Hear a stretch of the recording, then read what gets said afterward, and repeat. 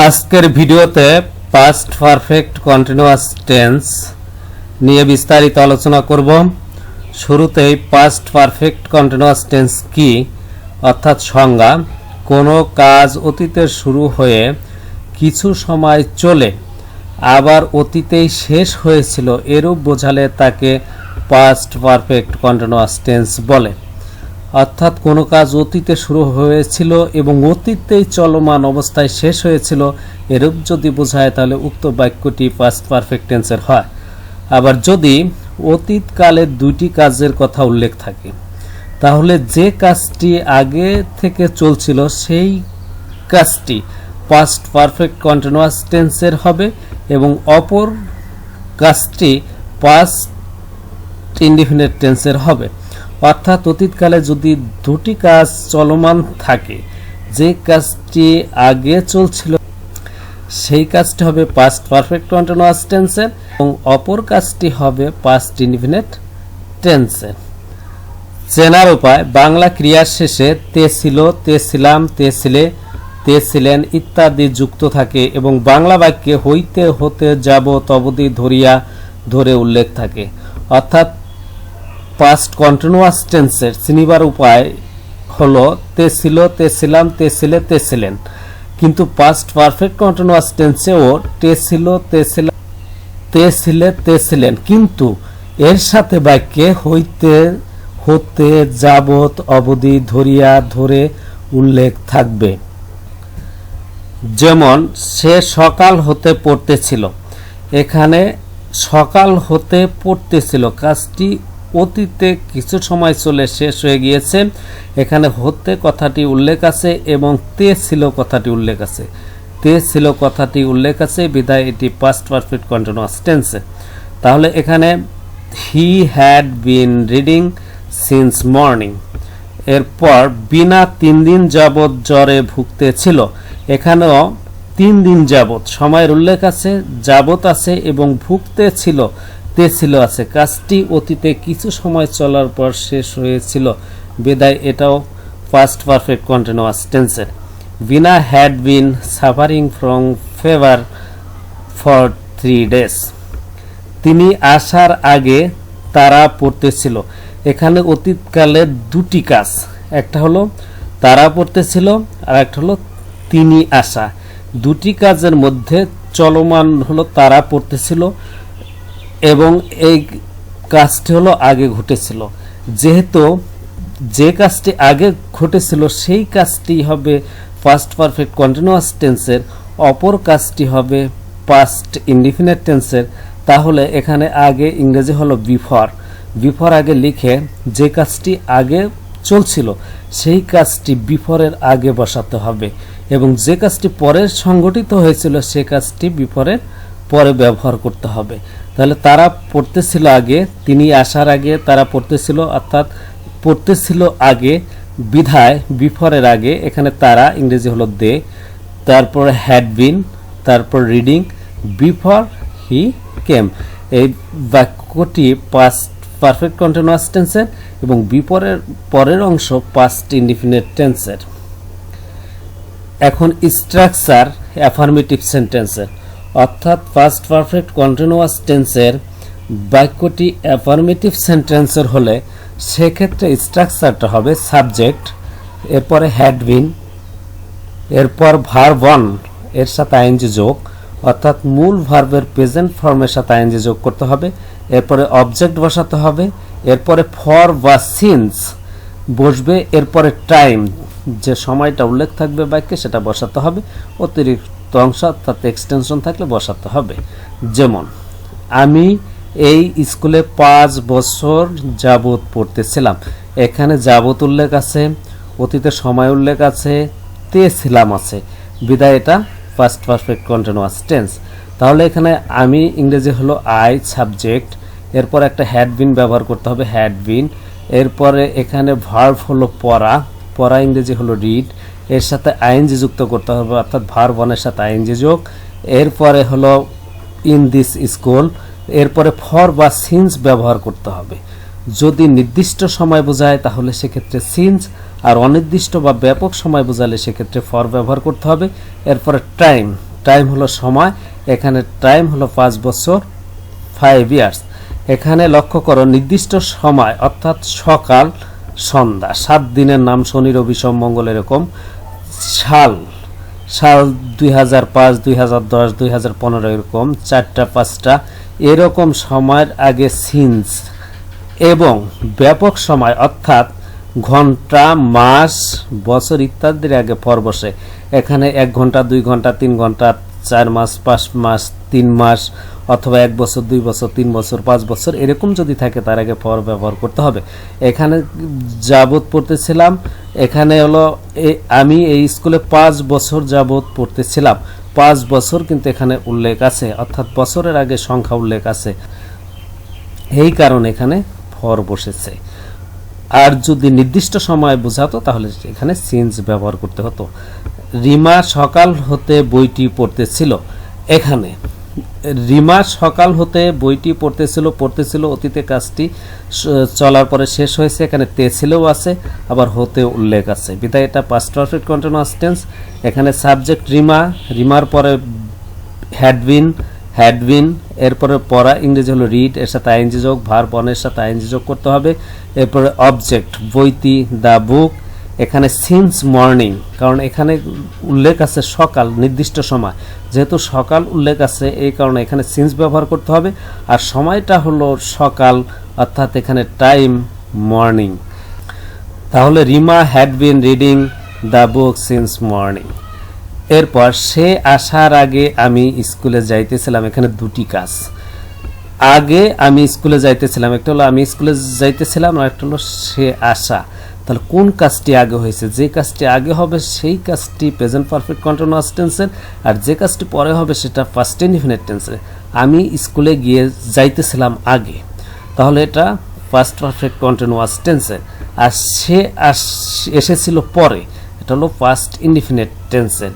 তাহলে যেহেতু আগে উল্লেখ আছে বিফোরটা আগে লিখে নিতে হবে, এরপরে বিফোরের আগে ফার্স্ট পারফেক্ট কন্টিনিউয়াস যেটা যে কাজটা আগে ঘটেছিল সেটা বসাতে হবে। আমি স্কুলে যাইতেছিলাম, তাহলে আই সাবজেক্ট, এরপরে হ্যাড বিন ব্যবহার করতে হবে, হ্যাড বিন, এরপরে গো অর্থ যাওয়া এর সাথে আইএনজি যোগ, টু স্কুল বিফোর, এরপরে হবে হলো যেহেতু কাজটি পরে হয়েছিল সে এসেছিল পরে, তাহলে হি কেম। পাস্ট ইনডিফিনিট টেন্সের স্ট্রাকচার হলো subject plus verb two plus object, কারণ অবজেক্ট নেই, সাবজেক্ট এবং ভার্ব টু, কামের কেম।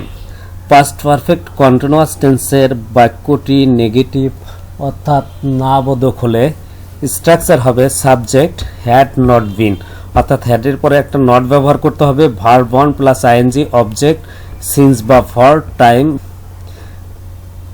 শেষে যদি অতিরিক্ত অংশ থাকে তাহলে বসাতে হবে।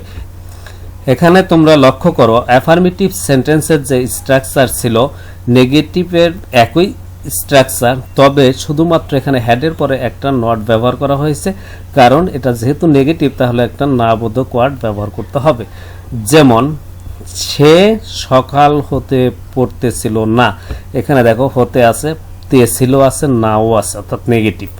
নেগেটিভ হলে তাহলে কি করতে হবে? প্রথমে সাবজেক্ট হি, সে ইংরেজি হলো হি, এরপরে হলো হ্যাড নট বিন, এরপরে ভার্ব ওয়ানের সাথে আইএনজি যুক্ত করতে হবে, এখানে ভার্ব হলো পড়া রিড, এর সাথে আইএনজি যোগ, তাহলে রিডিং, এরপরে হলো সিন্স মর্নিং, যেহেতু এখানে মর্নিং নির্দিষ্ট সময় আছে তাহলে এখানে সিন্স ব্যবহার করতে হবে, he had not been reading since morning.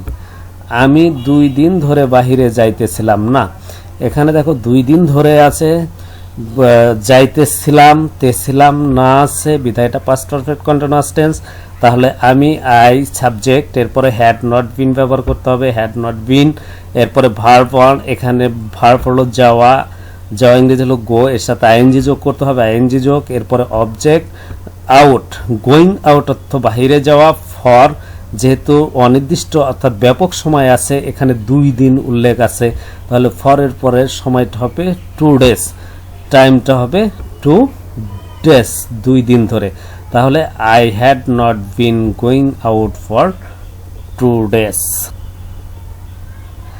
এরপর ইন্টারোগেটিভ অর্থাৎ পাস্ট পারফেক্ট কন্টিনিউয়াস টেন্সের বাক্যটি প্রশ্নবোধক হলে স্ট্রাকচার হবে প্রথমে হ্যাড, এরপরে সাবজেক্ট, এরপরে বিন। অর্থাৎ সাবজেক্টটাকে আগে হ্যাড, পরে বিন বসবে, এরপরে ভার্ব ওয়ান এর সাথে আইএনজি যোগ, এরপরে অবজেক্ট, এরপরে সিন্স বা ফর, এরপরে টাইম যদি এক্সটেনশন থাকে বসাতে হবে, শেষে অবশ্যই প্রশ্নবোধক চিহ্ন। যেমন সে কি সকাল হতে পড়তেছিল, এখানে দেখো সকাল সময় আছে, হতে আছে, পড়তেছিল তে ছিল আছে, অতীতে কাজটি কিছু সময় চলার পরে শেষ হয়ে গিয়েছে। তাহলে স্ট্রাকচার অনুযায়ী এখন শেষে প্রশ্নবোধক চিহ্ন আছে বিধায় এটা ইন্টারোগেটিভ সেন্টেন্সের। তাহলে স্ট্রাকচার অনুযায়ী প্রথমে হ্যাড বসাতে হবে, এরপরে সাবজেক্ট, সাবজেক্ট হলো হি সে, এরপরে বিন ব্যবহার করতে হবে বিন, এরপরে ভার্ব অন, এখানে পড়া হলো ভার্ব অন অর্থাৎ রিড, রিডের সাথে আইএনজি যোগ করতে হবে, আইএনজি যোগ, এরপরে অবজেক্ট যদি থাকে তাহলে বসাতে হবে, কেন অবজেক্ট নেই। এরপরে হলো সিন্স মর্নিং, যেহেতু সকাল হলো নির্দিষ্ট সময় এই কারণে এখানে সিন্স বসানো হয়েছে, এরপরে সময়টা বসাতে হবে অর্থাৎ টাইমটা বসাতে হবে মর্নিং, শেষে প্রশ্নবোধক চিহ্ন। তাহলে had he been reading since morning. এরপরে তারা কি 2 ঘন্টা যাবৎ ফুটবল খেলতেছিল, এখানে দেখো কি আছে, শেষে প্রশ্নবোধক চিহ্ন আছে, তে ছিল আছে, যাবত আছে, 2 ঘন্টাও আছে। তাহলে সময় আছে, যাবত আছে এবং তে ছিল আছে ক্রিয়ার শেষে, তাহলে বুঝতে হবে এটা পাস্ট পারফেক্ট কন্টিনিউয়াস টেন্সের। তাহলে স্ট্রাকচার অনুযায়ী প্রথমে হ্যাড, তারপরে সাবজেক্ট দে, তারপরে একটা বিন ব্যবহার করতে হবে বিন, এরপরে ভার্ব ওয়ানের সাথে আইএনজি যোগ, এখানে খেলা হলো ভার্ব ওয়ান, তাহলে প্লে, প্লের সাথে আইএনজি যোগ, এরপর অবজেক্ট হলো ফুটবল, ফুটবল অবজেক্ট, এরপরে ফর 2 আওয়ার্স সময় অর্থাৎ 2 ঘন্টা, এখানে যেহেতু অনির্দিষ্ট অর্থাৎ ব্যাপক সময় বোঝানো হয়েছে সেই কারণে এখানে 2 আওয়ার্সের আগে ফর বসেছে। অর্থাৎ তাহলে had they been playing football for 2 hours, শেষে প্রশ্নবোধক চিহ্ন।